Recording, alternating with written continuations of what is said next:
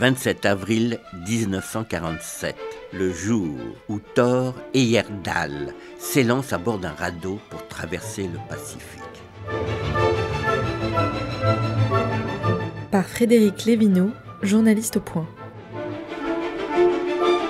L'anthropologue norvégien Thor Heyerdahl est persuadé que les Incas ont peuplé la Polynésie. Il veut le prouver en franchissant les 8000 km séparant l'Amérique des îles polynésiennes à bord d'un radeau en balsa, identique à ceux utilisés par les Incas. Le 27 avril 1947, il convie plusieurs ministres, diplomates et hauts fonctionnaires au baptême de son embarcation ancrée dans le port de Palau. Le Kon-Tiki, tel est son nom, est construit avec 9 troncs de balsa, un bois très léger, recouvert d'une plateforme en bambou. Un mât grossier permet de hisser une voile carrée et une cabane rudimentaire s'élève au milieu du radeau pour abriter les 6 hommes d'équipage. Le lendemain matin, une immense foule assiste au départ du Kon-Tiki.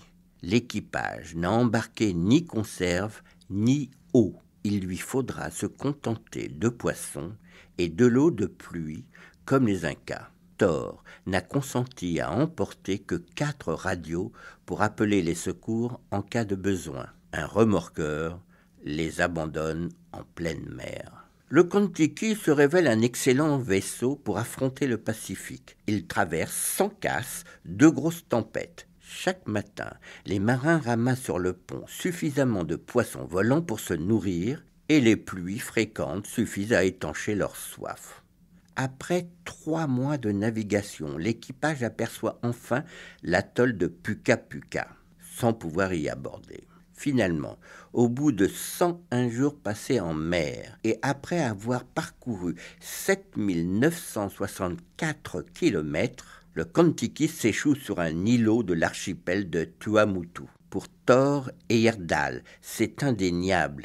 Il vient de démontrer que les Incas ont bel et bien colonisé la Polynésie. Peut-être, effectivement, certains ont-ils pu, volontairement ou non, effectuer la traversée. Mais tous les travaux linguistiques, ethnologiques et génétiques convergent vers une origine asiatique des Polynésiens. Une série réalisée par Megan Kieki.